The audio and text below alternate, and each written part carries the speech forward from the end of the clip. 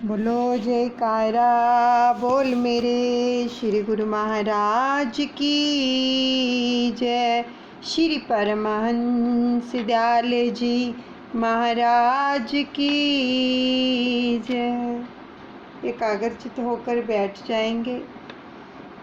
हम श्रीमद् भागवत महापुराण जी का पाठ श्रवण करने के लिए अपने दादा गुरुदेव के चरणों में उपस्थित हुए हैं। उनसे प्रार्थना करते हैं, उनका धन्यवाद करते हैं कि उन्होंने हमारे ऊपर बहुत कृपा की है कि हर रोज़ श्रीमद् भागवत जी का पाठ का रसपान करने को मिल रहा है। कोटिन कोटि दंडवत प्रणाम करते हैं। राधे रानी कृष्ण कन्हैया के चरणों में भी कोटिन कोटि दंडवत प्रणाम करते हैं। एक एक श्वास के साथ सुमिरन चलता रहे, सुमिरन नहीं छोड़ना। पाठ का रसपान कानों से करते रहें और हृदय में अपने प्रभु को विराजमान कर लें और ये भान करें कि प्रभु हमारे साथ हैं, जो हमें बहुत प्रेम करते हैं। इसीलिए देखो, जब भी आपको उनका सानिध्य मिले कहीं भी, तो आप समझ लीजिए कि वो हमसे बहुत प्रेम करते हैं। इसीलिए ये सौभाग्य हमें प्राप्त हो रहा है उनकी अनुकंपा से, क्योंकि वो हमसे प्रेम करते हैं। उन्हीं प्रेमियों को नज़दीक लेके आते हैं जो प्रभु के नाम का रसपान करते हैं, कथा श्रवण करते हैं, उनके प्रभु के भक्तों के चरित्रों का रसपान करते हैं। तो समझो उन्होंने हमें अपने पास बिठा लिया है और हमें वो खुद ही रसपान करवा रहे हैं। इस प्रकार से जब हम भान करते हैं तो उसमें हमें बहुत आनंद मिलता है। एक एक श्वास में सुमिरन चलता रहे, सुमिरन को नहीं छोड़ना है, तो बहुत आनंद मिलता है। आंखें बंद करके रसपान किया करो, आनंद लिया करो। जैसे भोजन का स्वाद लेती है ना ये जीवा, ऐसे ही जब हम कोई भी पाठ का, कथा का, प्रभु की लीलाओं का रसपान करते हैं ना, तो हमें इसी प्रकार से आनंद लेना चाहिए। आत्मा आनंदित हो जाती है। तो एकाग्रचित होकर बैठ जाएं, प्रभु के चरणों में नमन करते हैं। और 5वां स्कंद चल रहा है। जड़ भरत जी की कथा सभी श्रवण कर रहे हैं कि किस प्रकार उन्होंने राजा की पालकी उठाई हुई थी, लेकिन वो भी चाहते थे कि इस राजा का उद्धार हो जाए। राजा जी कपिल मुनि के आश्रम जा रहे थे ज्ञान लेने के लिए, और जड़ भरत जी उनके कल्याण के लिए सोच रहे हैं। आगे का पाठ श्रवण करेंगे, उससे पहले नमन करते हैं। हरे रामा रामा रामा हरे हरे, हरे कृष्णा कृष्णा कृष्णा हरे हरे। आगे की कथा श्रवण करते हैं कि राजा का कल्याण हो। कपिल मुनि के आश्रम में तत्व ज्ञान का उपदेश प्राप्त करने के लिए राजा जा रहा है। उपदेश लेने के लिए तो दीन होकर और नम्र होकर जाना चाहिए, जबकि यह राजा तो अपना अहम भाव साथ लेकर जा रहा है। यह अभिमान लेकर जाएगा तो ऋषि उसे विद्या नहीं देंगे। आज मैं उसे अधिकारी बनाऊंगा, ये जड़ भरत जी अपने मन में प्रतिज्ञा कर रहे हैं। राहुगण राजा भाग्यशाली है। भागवत के संत मितभाषी होते हैं। सुदामा भी बहुत कम बोलते थे, मौन रहते, और मौन रहने से माया का बंधन कटता है। देखो, ये बीच बीच में जो भी वचन आ रहे हैं उनको अच्छे से अपने हृदय में हमें ग्रहण करना है कि मौन रहने से माया का बंधन कटता है। अगर हम जितना भी मौन रहेंगे, प्रभु की स्मृति बनी रहेगी, और जितना इस वाणी का उपयोग करेंगे, ज़्यादा से ज़्यादा इस वाणी से किस किस प्रकार के शब्द निकलेंगे, है ना, किसी के लिए कुछ तो किसी के लिए कुछ। तो उससे क्या होगा कि हम माया में फंसते चले जाएंगे, यानी हमारे कर्म भारी होते चले जाएंगे। इसलिए मौन रहना जो है माया के बंधन काटता है। मुझे जैसे संत का अपमान तो मैं सह लूँगा, ये भरत जी मन में सोच रहे हैं कि अगर राजा ने उसको कुछ भी बोला है कि तू पागल है या क्या है, तो उसका अपमान तो मैं सह लूँगा, लेकिन तू परमात्मा नहीं सहन करेंगे। क्योंकि देखो, जो भगवान के भगत होते हैं ना, अगर कोई उनका अपमान करता है, भगत सह लेता है, आगे से कोई आर्ग्यूमेंट नहीं करता है, चलो भगवान के अर्पण कर देता है। लेकिन फिर जो भगवान होते हैं ना, वो बर्दाश्त नहीं करते हैं अपने भगत का अपमान। तो यहाँ पर भरत जी कह रहे हैं कि परमात्मा सहन नहीं करेंगे, वे इसे दंड देंगे। यह सोचकर आज भरत जी को बोलने की इच्छा हुई, तो राजा का कल्याण करने की उनकी इच्छा हुई कि राजा का कल्याण हो जाए। देखो, वो उससे किस प्रकार से पेश आ रहा है राजा, लेकिन फिर भी वो उसके कल्याण के लिए सोच रहे हैं। बोलो तो ऐसा बोलो कि सुनने वाले का कल्याण हो। बोलो तो ऐसा बोलो कि सुनने वाले का कल्याण हो। ये भी शब्द जो है, वचन जो है, इनको भी हृदय में धारण करो। हमारे घर में भी कई बार किसी प्रकार का कोई भी आपसी संबंध नरैन होते तो उनको लेके हम कितने अपशब्द बोल जाते हैं, है ना। अपशब्द बोलते हैं, वो नहीं बोलने हैं, बल्कि सुनने वाले का जो है कल्याण हो, ऐसा बोलो कि भगवान आपका भला करे, दादा गुरु bless you, Krishna bless you, है ना, लव यू, लाइक यू। अगर हम ऐसे शब्द बोलेंगे तो ये कल्याणकारी शब्द हैं। तो भरत जी कहने लगे, हे राजन, यह सत्य है कि मैं पुष्ट नहीं हूँ, पर तुम्हारे कथन से ना तो मेरी निंदा हुई है और ना ही उपहास। मोटापन या दुबलापन तो शरीर का धर्म है, इससे आत्मा का कोई संबंध नहीं है। हे राजन, मैं जीते जी मरा हुआ हूँ, ऐसा जो तुमने कहा है वह भी सच है। क्योंकि सारा जगत ही जीते जी मृत सा ही होता है। यह पालकी भी मरी हुई है और उसमें बैठे हुए तुम भी जीते होने पर भी मरे हुए हो। सभी विकारी वस्तुओं का आदि और अंत होता है। जो जन्मे हैं उन सभी को मरना है।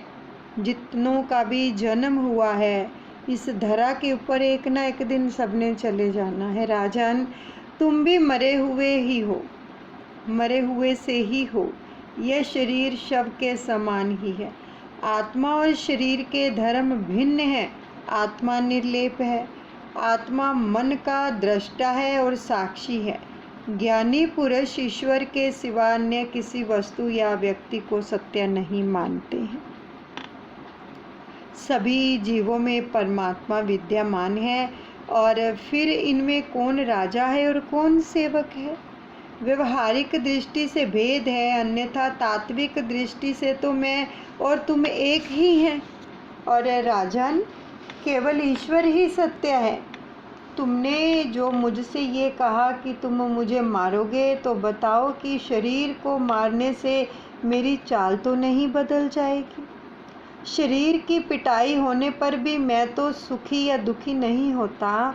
यह सब तो शरीर के धर्म है। शरीर को शक्ति देता है मन, और मन को शक्ति देती है बुद्धि, और बुद्धि को चेतना देने वाली है आत्मा, अर्थात मैं। शरीर के धर्म मुझे प्रभावित नहीं कर सकते हैं। राजन, मैं इस प्रकार इसलिए चल रहा हूँ कि चींटी आदि मेरे पांव तले आकर कहीं कुचल ना जाए।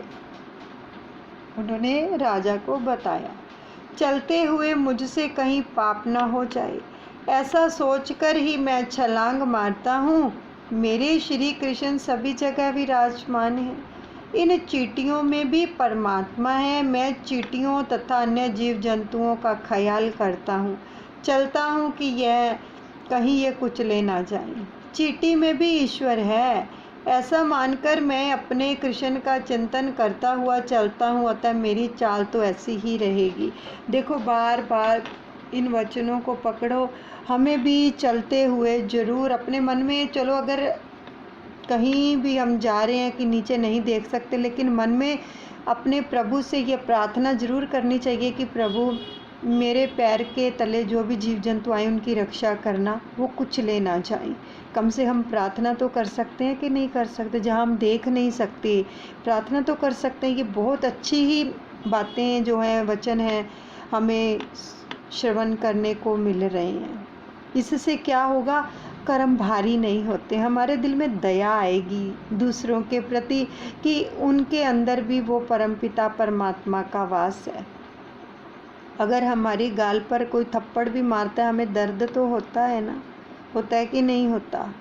ऐसे ही जब कोई पैरों के तले आके छोटे छोटे जीव कुचले जाते हैं तो वो मृत्यु को प्राप्त हो जाते हैं, उनको कितना दर्द होता होगा, इस चीज़ को महसूस करना चाहिए।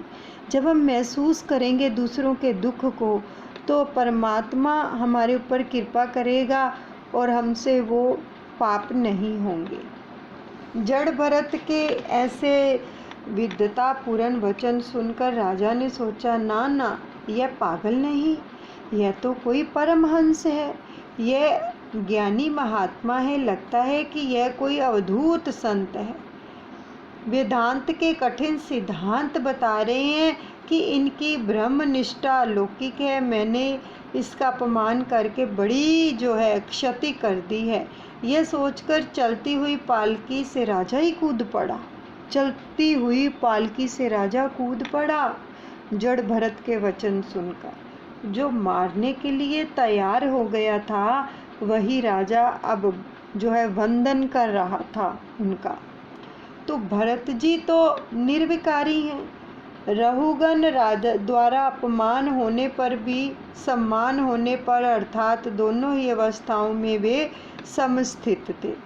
ना क्रोध, ना दुख, ना सुख। संत की परीक्षा उसी की मनोवृत्ति से होती है, वस्त्रों से नहीं होती। अगर किसी ने चोला डाल रखा है, भागवत जी कह रही हैं कि वो कपड़ों से नहीं, उसकी मनोवृत्ति से होती है कि इसके मन की वृत्ति कैसी है, इस संत की, इस साधु की, ये इसके मन की। जैसे देखो, जड़ भरत जी को क्रोध नहीं आया, वो तो चाहे उनको उन्होंने पागल कहा, चाहे कहा तू मरा हुआ है जीता हुआ भी, उनको इन बातों से कोई लेना देना नहीं था। वो केवल हर जीव के अंदर अपने कृष्ण को देखते हैं। तो सम्मान या अपमान होने पर भी वही जो है समता, मानापमान में संत की वृत्ति सम ही रहती है। वेश द्वारा संत होना सरल है। वेश यानी कि कपड़े डालने से संत होना सरल है। कि यानी कि चोला डाल लिया, चलो संत हो गए, ये तो सरल है, कोई भी डाल सकता है ना। कोई भी भगवा करवा के, कितने अब हम देखते हैं कितने लोगों ने भगवा चोला डाला होता है, तो ये तो सरल है। भागवत जी बता रही हैं, हृदय से संत होना बड़ा कठिन है। ऐसे तो बहुत सारे संत मिल जाएंगे जिन्होंने भगवा डाला होगा, बहुत साधु मिल जाएंगे, लेकिन भागवत जी कह रही है कि हृदय से संत होना बहुत ही कठिन है, और वाकई ही बहुत ही कठिन है। कोई विरले ही संत ऐसे होते हैं जो हृदय से संत होते हैं। राहुगण ने क्षमा याचना की कि यह बोला कि आपके अपमान करने वाले का कल्याण कभी नहीं होगा। ये राजा उनसे वंदन कर रहा है। और राजा राहुगण ने पूछा कि यह संसारिक व्यवहार तो सत्य है, इसे हम मिथ्या कैसे कहें? यदि वस्तु असत्य हो तो उससे कोई भी क्रिया नहीं हो सकेगी। जिस प्रकार की मिथ्या घट से जल लाना शक्य नहीं है। आगे राजा ने पूछा कि आपने कहा कि शरीर को जो दुख होता है वह आत्मा को नहीं होता, परंतु मैं तो मानता हूँ कि शरीर को कष्ट होने पर आत्मा को भी कष्ट होता है। तो इसका कारण ये है कि शरीर का संबंध इंद्रियों के साथ है, इंद्रियों का संबंध मन के साथ, और मन का संबंध बुद्धि के साथ है, और बुद्धि का संबंध आत्मा के साथ है। अतः जो दुख शरीर को होता है वह आत्मा को भी होगा। चूल्हे पर बर्तन हो, बर्तन में दूध हो और दूध में चावल हो तो चूल्हे की अग्नि से पारस्परिक संबंध के कारण दूध में पड़े हुए चावल पक जाते हैं। ठीक है, तो शरीर को होने वाला दुख आत्मा को भी होना ही चाहिए। तो जड़ भरत जी ने कहा, राजन यह मिथ्या है, आत्मा निर्लेप है। अग्नि पर रखे गए बर्तन के दूध में पड़े हुए चावल तो पकते हैं, किंतु दूध में यदि पत्थर डाले जाएं तो वे नहीं पकेंगे, क्योंकि वे निर्लेप हैं। आत्मा तो सर्वश्रेष्ठ और निर्लेप है। संसार तो मन ही केवल कल्पना है। राजन, मन की विकृति होने पर जीवन भी विकृत हो जाता है। अतः जो मन यदि सुधर जाए तो आत्मा को मुक्ति मिलेगी। एक बार मेरा मन मृग बाल में फंस गया था। वो पिछली कथा बता रहे हैं जड़ भरत जी। मृग के बच्चे में फंस गया था तो मुझे भी मृग योनि में जन्म लेना पड़ा। अतः अब मैं सावधान हो गया हूँ। राजन, यह उपदेश व्यवहारिक मन का है। माता को अपनी संतान का बोझ नहीं सालता, क्योंकि वह मन की ममता काम कर रही है। माता को अपना पुत्र फूल सा लगता है, दूसरों का पुत्र वजनदार। अपना पुत्र वजनदार होने पर भी माता को फूल सा लगता है, लेकिन जबकि दूसरों के पुत्र का वजन बोझ सा लगता है, उसका कारण मन है। मन कहता है कि यह अपना है और वह पराया है। राजन, ये सब तो मन के धर्म हैं, ये सब तो मन के ही खेल हैं। मन से खेल के कारण ही मुझे अपनी मृग जोता होना पड़ा था। मुझे कभी मृग होना पड़ा था, क्योंकि मन में था उनके जो सुरती मन, उसमें फंस गया था। मन के सुधरने पर ही जगत सुधरता है। मन मृगबाल में फंस गया, अतः मुझे पशु बनना पड़ा था। राजन, तू तो केवल कच्छप देश का ही राजा है। मैं तो भरत खंड का राजा था, फिर भी मेरी दुर्दशा हुई थी। और विषय सक्त मन जीव को संसारिक संकट में फंसाता है, और वही मन विषय रहित होने पर जीव को शांति में मोक्ष पद की प्राप्ति कराता है। जीव के संसारिक बंधन का कारण रूप जीव ही है, और वही मन के मोक्ष का कारण रूप है। मनुष्य का मन जो विषय सक्त हो जाए तो संसारिक दुखदाता बन जाता है। वही मन विषय सक्त होने के बदले यदि ईश्वर भजन में लीन हो जाए तो मोक्षदाता बन जाता है। तो विषयों का चिंतन करता हुआ मन उसमें फंस जाता है, तो उसका बंधन क्या है, आत्मा अपने में मान लेती है, स्वयं पर आरोपित कर लेती है। यह सब मन की ही दुष्टता है। अतः मन को परमात्मा से में स्थिर रखो। तुम अपने मन को दंड दोगे तो यमराज तुम्हें दंड नहीं देंगे। जिस दिन जीव असत्य बोले, यानी झूठ बोले आपकी जीवा, उस दिन उपवास करो। जिस दिन कुछ पाप हो जाए उस दिन माला अधिक फेरो। भरत जी कहते हैं, राजन, तुम मुझसे पूछते हो कि मैं कौन हूँ, किंतु तुम स्वयं ही पूछो कि तुम कौन हो। तुम शुद्ध आत्मा हो। जागृत, स्वप्न और सुषुप्ति, इन तीनों अवस्थाओं के साक्षी आत्मा हो। राजन, ज्ञानी जगत को सत्य नहीं मानते हैं। संसार को वे मन कल्पित मानते हैं। जगत स्वप्न जैसा है। जिस प्रकार स्वप्न मिथ्या होने पर भी मनुष्य को रुलाता है, इसी प्रकार यह मिथ्या जगत भी मनुष्य को ही जीव को रुलाता है। मान लो कि एक मनुष्य सोया हुआ है और वह सपने में देखता है कि एक भयानक शेर हमला करने वाला है, तो वह मनुष्य डर जाता है कि शेर मुझे खा जाएगा। ऐसा सोचकर वह चिल्लाने और रोने लगता है। उसकी नींद उड़ जाती है। जागने पर वह देखता है कि वह तो सपना था और सपने के शेर से ही वह डर गया था। किंतु स्वप्न असत्य है। यह बात मनुष्य की समझ में कब आती है? केवल तब कि जब वह जाग जाता है। कौन सा व्यक्ति जागा हुआ है? जो विषयों में से जिसका मन हट गया है, छूट गया है, वही जागा हुआ है। इसीलिए तो तुलसीदास जी ने भी कहा है, जानिए तब ही जीव जग जागा, जब सब विषय विलास विरागा। राजन, इसीलिए तो मैं कहता हूँ कि ये सब तो मन के खेल हैं। मन को शुद्ध करने के लिए संतों का समागमन करो। महापुरुषों की सेवा से ब्रह्म की प्राप्ति होती है। राजन, सत्संग के बिना ज्ञान प्राप्त नहीं होता। अपने स्वरूप का परिपूर्ण ज्ञान ही एक सत्य वस्तु है। एक ब्रह्मा ही सत्य है। ब्रह्मा सत्य स्वरूप भेद से रहित परिपूर्ण आत्म स्वरूप है।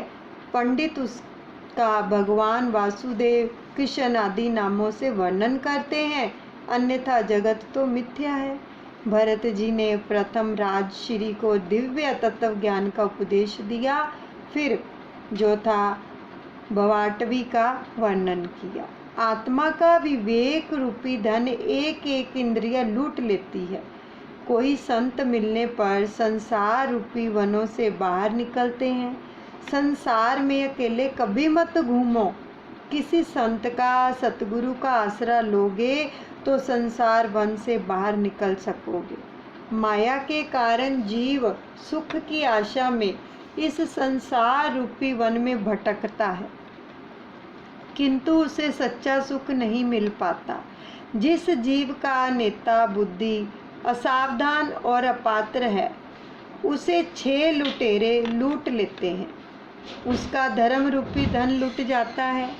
बड़ी सी टोली में से भी प्रमादी भेड़ुओं की जिस प्रकार भेड़िया खींच ले जाता है, और उसी प्रकार जीव संघ के प्रमादी मनुष्य को श्रृंखला आदि खींच ले जाते हैं, यानी स्त्री संतान खींच ले जाते हैं।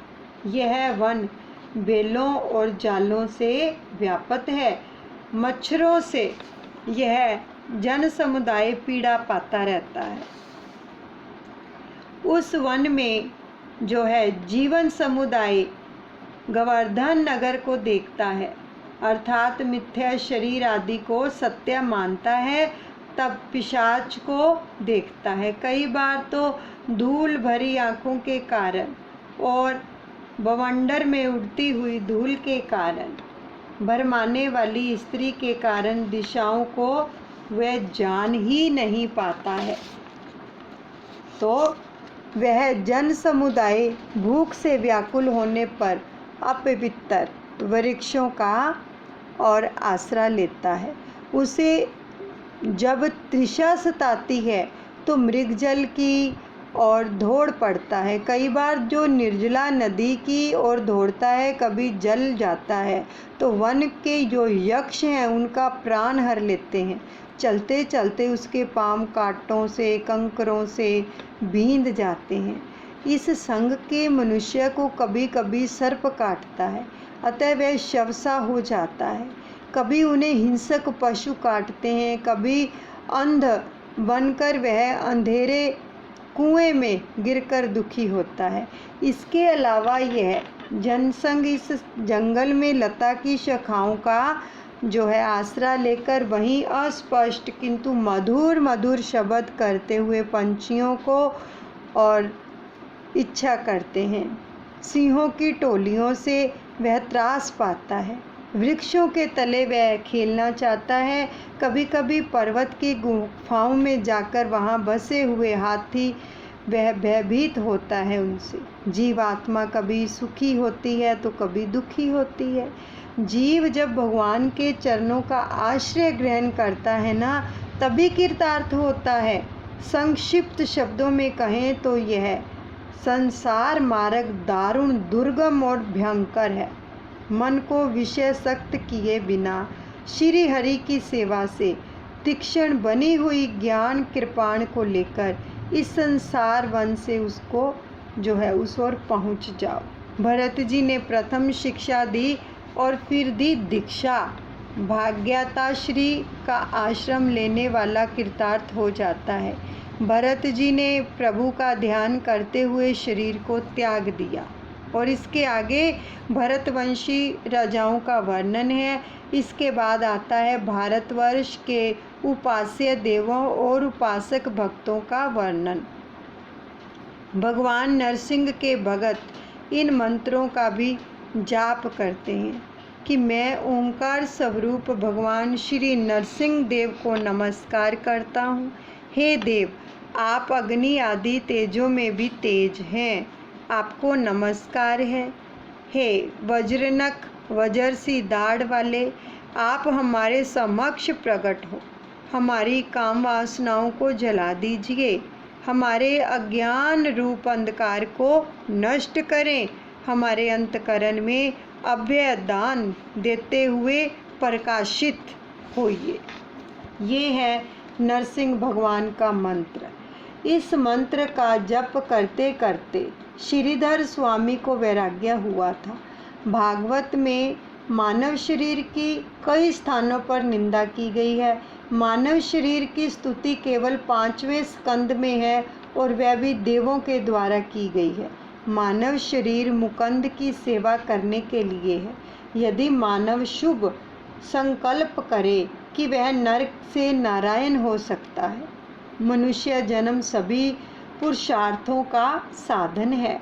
ऐसा कहकर इस भारतवर्ष में जन्मे हुए मनुष्यों की महिमा देवगण इस प्रकार गाते हैं। अहो, इस भारतवर्ष के मनुष्यों ने कौन कौन से पुण्य किए होंगे, अथवा क्या श्री हरि उन पर स्वयं प्रसन्न हुए होंगे कि इन्होंने भगवान की सेवाओं के योग्य मनुष्य जन्म इस भारतवर्ष में पाया है। यह मनुष्य जन्म श्री हरि की सेवा करने के लिए उपयोगी होने के कारण हम भी इसकी इच्छा करते हैं। ये देव कह रहे हैं। इस सौभाग्य के लिए तो हम भी सदा इच्छुक हैं। इसके बाद आता है भौगोलौकिक वर्णन। इस खंड में पृथ्वी के 7 खंडों का वर्णन किया गया है। सप्तद्वीप और 7 समुद्रों का वर्णन है। भरतखंड के स्वामी हैं देवनारायण। भरतखंड कर्म भूमि है, अन्य खंड भोग भूमि है। भरतखंड में जन्म प्राप्त करने की इच्छा तो देवों की भी होती है। शरीर की भागवत में स्तुति की गई है, निंदा की गई है। इस मानव शरीर से भगवत सेवा और मुकंद सेवा हो सकती है। इस स्कंद में ग्रहों की स्थिति का भी वर्णन किया गया है। इस स्कंद में सप्त पातालों का भी प्रतिपादन किया गया है। इन पातालों के नीचे हैं शेष नारायण। यानी राजा ने पूछा, नरक लोग कहाँ पर है?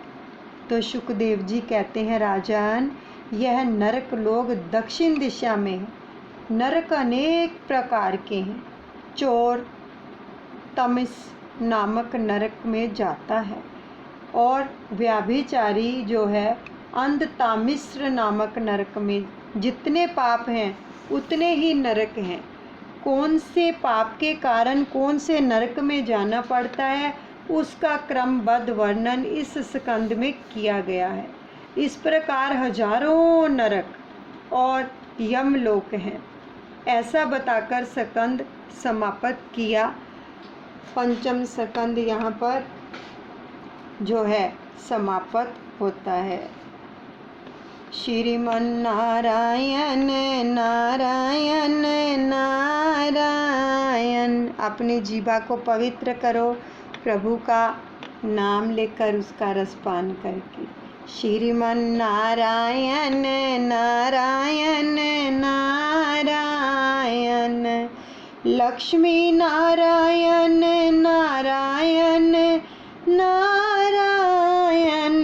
बद्री नारायण नारायण नारायण।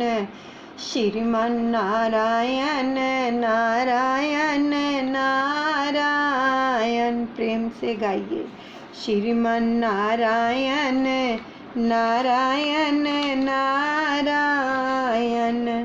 लक्ष्मी नारायण नारायण नारायण। बद्री नारायण नारायण नारायण। श्रीमन नारायण नारायण नारायण। यहाँ पर 5वां स्कंद जो है समाप्त होता है और षष्ठ स्कंद जो है आरंभ होता है। नारायण जिन नाम लिया, तिन और का नाम लिया न लिया। अमृत पान किया घट भीतर, गंगा जल भी पिया न पिया। यानी कि नारायण भगवान का नाम इतना पवित्र है। नरकों का वर्णन सुनकर राजा परीक्षित ने कहा, ये जो है षष्ठ स्कंद चल रहा है, 6वां स्कंद, बड़े ध्यान से श्रवण करिए। इसमें नरकों का वर्णन है कि महाराज मुझे ऐसा मार्ग बताइए कि जिस पर चलने से मुझे इन नरकों में जाना ही ना पड़े। आपने प्रवृत्ति धर्म, निर्वृत्ति धर्म आदि की कथा सुनाई, किंतु इन नरक लोगों का वर्णन सुनकर मुझे डर लगता है। नरक में जाने का प्रसंग कभी उपस्थित ही ना हो, ऐसा कोई उपाय बताइए। तो शुकदेव जी वर्णन करते हैं, राजन शास्त्र में प्रत्येक पाप का जो है प्रायश्चित बताया गया है। पाप का विधि पूर्वक प्रायश्चित किया जाए तो पाप नष्ट हो जाते हैं। प्रायश्चित कर लेने के पश्चात फिर कभी पाप नहीं करना चाहिए, अन्यथा प्रायश्चित करने का कोई अर्थ ही नहीं रहेगा। दुख सहकर ईश्वर का भजन करने से पाप जल जाते हैं। राजा ने पूछा, विधि पूर्वक प्रायश्चित करने के बाद भी पाप करने की इच्छा बनी रहती है, उसका क्या उपाय है? तो प्रायश्चित करने से पाप का नाश तो होता है, किंतु पाप करने की वासना, इच्छा का तो नाश नहीं हो पाता। और प्रायश्चित करने से भी पाप वासना नष्ट ना हो पाए तो क्या करें? कुछ ऐसा मार्ग बताइए कि पाप करने की वासना ही ना रहे। प्रायश्चित से पाप तो जल जाता है, किंतु पाप वासना नष्ट नहीं होती है, तो उसके लिए क्या किया जाए? तो शुकदेव जी सावधान करते हैं, राजन मन का लेश मात्र भी विश्वास मत करो। मन बड़ा विश्वासघाती है, उसे अंकुश में ही रखो। मन को कहीं एक आध बार भी छुट्टी मिलेगी तो वह फिर भी पाप करने को तैयार हो जाएगा। और पाप वासना अज्ञान से जागती है और अज्ञान का मूल है अहंकार। जो व्यक्ति श्री कृष्ण भगवान को प्राणपर्ण करता है, उसकी पाप करने की इच्छा ही नहीं होती है, उसका अहंकार नष्ट हो जाता है। यानी तप, मन तथा इंद्रियों की एकाग्रता, ब्रह्मचर्य मन का नियम, दम ब्रह्मा इंद्रियों का नियमन, मन की स्थिरता जो है, दान, सत्य, शौच, यम नियम आदि से पाप की वासना नष्ट होती है। भगवान को आत्मसमर्पण करने से और भागवत भक्तों की सेवा करने से पापी जनों की ऐसी शुद्धि तपश्चर्या आदि द्वारा नहीं हो पाती। पापी मनुष्य भक्ति से जैसे पवित्र हो सकता है, वैसा शम दम तप आदि से नहीं हो सकता। राजन, तुम अपने प्राण भगवान को अर्पित कर दो, पाप की वासना चली जाएगी। भगवान नारायण को जो अपना प्राण अर्पित करता है और जो प्रतिश्वास नारायण मंत्र का जप करता है, उसको पाप कभी छूता तक नहीं। जो अपना प्राण श्री कृष्ण को अर्पण करता है, उसकी पाप करने की इच्छा कभी नहीं होती। और प्राणार्पण का अर्थ है प्राण प्राण में श्वास श्वास से ईश्वर के नाम का जप करना। प्राण अर्पण करने का मतलब बताया गया है कि हर श्वास श्वास में ईश्वर का जप करना, क्योंकि कहते हैं जब हम भगवान का भजन करते हैं ना हर श्वास श्वास में, तो समझो हम जी रहे हैं। अगर हम भजन नहीं करते तो मरे हुए हैं हम। प्रत्येक कार्य में ईश्वर से संबंध बनाए रखो। कुछ भी कर रहे हो आप, देखो कुछ भी कर रहे हो, चाहे आप घर का कोई कार्य कर रहे हो, बाहर का कोई कार्य कर रहे हो, उसमें उस कार्य के साथ ईश्वर का संबंध बनाए रखो। यानी आप देखो रसोई गृह में भोजन बनाने के लिए हम जाते हैं तो उसके भी साथ संबंध भगवान का जोड़ दो कि हम भगवान का भोग बना रहे हैं। ठीक है, अपने सतगुरुदेव भगवान के लिए, कान्हा के लिए, राधा रानी के लिए, जिसको भी जो मानते हैं उनसे उनका संबंध जोड़ दो। ये उन्हीं की ही रसोई है, ये मेरे सतगुरु की, मेरे कान्हा की रसोई है और मैं इसमें भोग बनाने के लिए ही जा रही हूँ। वो भोग लगाएंगे, उनके लिए मैं भोजन तैयार कर रही हूँ और नाम जपते जपते उस भोजन को जो है बनाना चाहिए। आप बाहर जॉब पर जा रहे हो, अपनी दुकान पर जा रहे हो, तो उससे भी भगवान का संबंध जोड़ दो कि ये तो मेरे भगवान की ही सेवा है, ये उन्हीं की दुकान है, उन्हीं का बिजनेस है, उन्हीं का ही ये क्लिनिक है, जो क्लिनिक पे करते हैं, जो ऑफिस जाते हैं उन्हीं का ही ऑफिस है, मालिक वो हैं और हम उनकी चाकरी करते हैं, हम उनकी सेवा करने के लिए ही जा रहे हैं। और सुमिरन करते करते जाओ, जितना भी पथ आप वहाँ तक जाते हैं, जितना भी समय लगता है, उस समय के अंदर भगवान का सिमरन करते ही जाओ। ठीक है। और कई बार जो माताएं होती हैं उनके बच्चे छोटे हैं, उनको नहलाना पड़ता है, तो क्या होता है कि अगर उनको नहलाती हैं तो ये विजुलाइज करें कि मैं अपने कान्हा को नहला रही हूँ, तो वो क्या होगा, भगवान के साथ संबंध जुड़ गया और आपकी सेवा बन गई कि नहीं बन गई, है ना। अपने सतगुरुदेव भगवान को स्नान करा रहे हैं, कान्हा को स्नान करा रहे हैं, जिसको जो मानता है।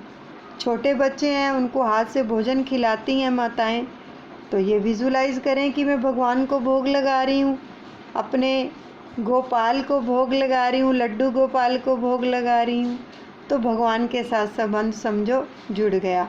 इस प्रकार से दिन भर में हम जितने भी कार्य करते हैं उनके साथ क्या है, भगवान का संबंध जोड़ दीजिए। एक तो सेवा बन जाएगी, सिमरन चलता रहेगा, प्रभु की स्मृति बनी रहेगी, है ना।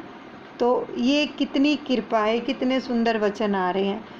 आप दुकान करते हो, दुकान पर जितने भी ग्राहक आते हैं, तो ये ना सोचो कि ग्राहक आ रहे हैं, समझो ये भगवान के ही सभी रूप हैं, मैं इनकी सेवा कर रहा हूँ, मैं इनकी सेवा कर रहा हूँ।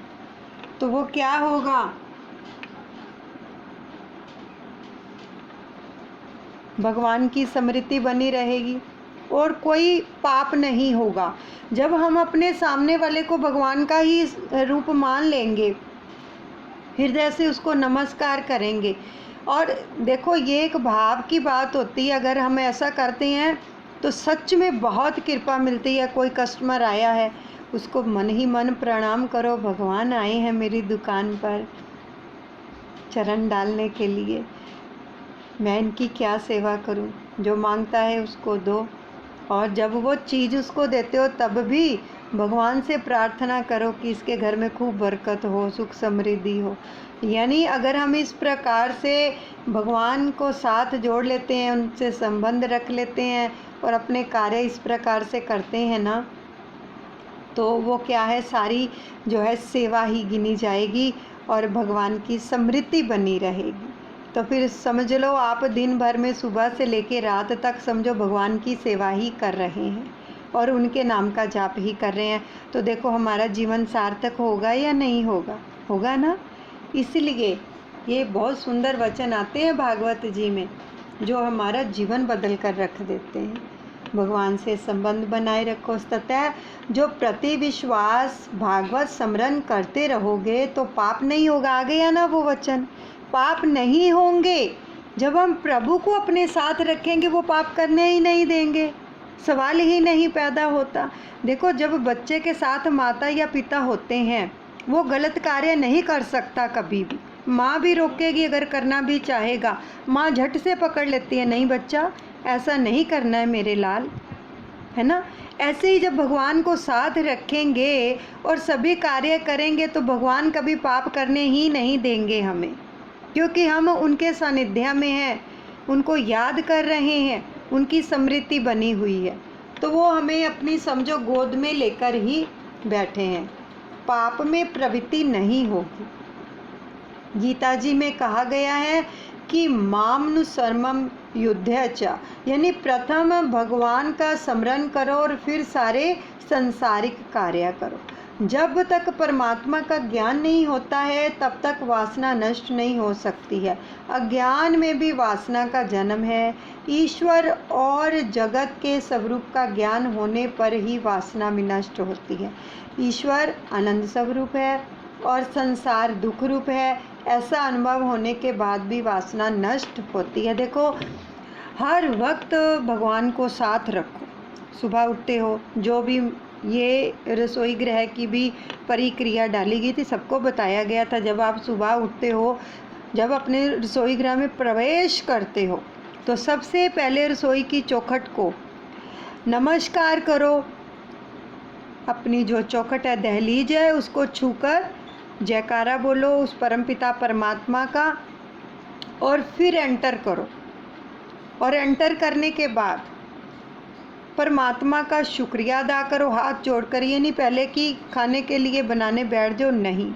जहाँ पर अग्नि जलाई जाती है, गैस के ऊपर चूल्हा जलाते हो, कुछ भी करते हो, ठीक है, अग्नि प्रज्वलित करते हो, गैस के ऊपर हाथ रखकर, अपनी स्लैब के ऊपर हाथ रखकर उस परम पिता परमात्मा का, अपने दादा गुरुदेव का, कृष्ण कन्हैया का, जिसको भी आप मानते हो, उनका शुक्रिया अदा करो कि उसको ब्लेस करो। Love you, like you, respect you, दादा गुरुदेव जी ब्लेस यू। आप मेरे लिए कृपाशाली हो, आप मेरे लिए भाग्यशाली हो। हे गुरुदेव, आपके आशीर्वाद से, माँ अन्नपूर्णा की कृपा से हमारे रसोई गृह के भंडारे हमेशा ही भरपूर रहते हैं और यहाँ पर भगवान का भोग बनता है और सभी वो भोग ग्रहण करते हैं। और वो जो भोग जब ग्रहण करते हैं, उसका सेवन करते हैं, सबको अच्छा स्वास्थ्य मिलता है और सभी के विचार सकारात्मक हो जाते हैं। सभी का मन भक्ति में लग जाता है जब वो ये भोग ग्रहण करते हैं। और ऐसी प्रार्थना करके 21 बार नाम का जाप करो तो देखो उस रसोई गृह के अंदर कितनी पॉजिटिविटी रहेगी।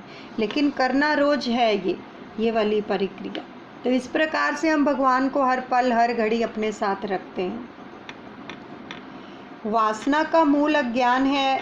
अज्ञान के नाश होने पर ही जो है, अज्ञान के नाश होने पर ही ज्ञान होता है। ज्ञान से अज्ञान का नाश होता है। ज्ञान को सतत बताए रखने के लिए प्राण कृष्ण को अर्पण कर दो, और जब तक अज्ञान का नाश नहीं होता तब तक वासना का भी नाश नहीं होता है, और जब तक वासना नष्ट नहीं हो पाती है तब तक पाप का भी नाश नहीं होता है। ज्ञानी केवल इंद्रियों को ही विषयों की ओर आने से रोकते हैं, किंतु इससे वासना का नाश नहीं हो पाता। इंद्रिया को रोकने से नहीं, किंतु उन्हें प्रभु की ओर मोड़ देने से ही वासना का नाश होता है। प्रत्येक इंद्रिया को परमात्मा को दिशा में मोड़ देने से वासना का नाश होगा। मन को पवित्र करना, तो आँखों को भगवत स्वरूप में स्थिर करो। अगर मन को पवित्र करना है तो अपनी आँखों को स्थिर करो भगवान के दीदार में, उनके प्रेम में। याद किया करो जो दर्शन करके आते हो, वो आँखों में बसा लो उन दर्शनों को। तो देखो किस प्रकार से वासनाओं का नाश कर देते हैं प्रभु। तो छठा स्कंद यहीं पर समाप्त होता है, यहीं पर विराम देते हैं। आगे की कथा कल श्रवण करेंगे। हरे रामा रामा रामा हरे हरे, हरे कृष्णा कृष्णा कृष्णा हरे हरे। श्री राधे गोविंदा गोपाला तेरा प्यारा नाम है। श्री राधे गोविंदा गोपाला तेरा प्यारा नाम है। गोपाला तेरा प्यारा नाम है। नंदलाला तेरा प्यारा नाम है। श्री राधे गोविंदा गोपाला तेरा प्यारा नाम है। हरे रामा रामा रामा हरे हरे। हरे कृष्णा कृष्णा कृष्णा हरे हरे। बोलिए सतगुरुदेव भगवान की जय। कृष्ण कन्हैया लाल की जय। राधे रानी की जय। अनुचित क्षमा करें प्रभु और सब सेवा श्री चरणों में अर्पण करते हैं।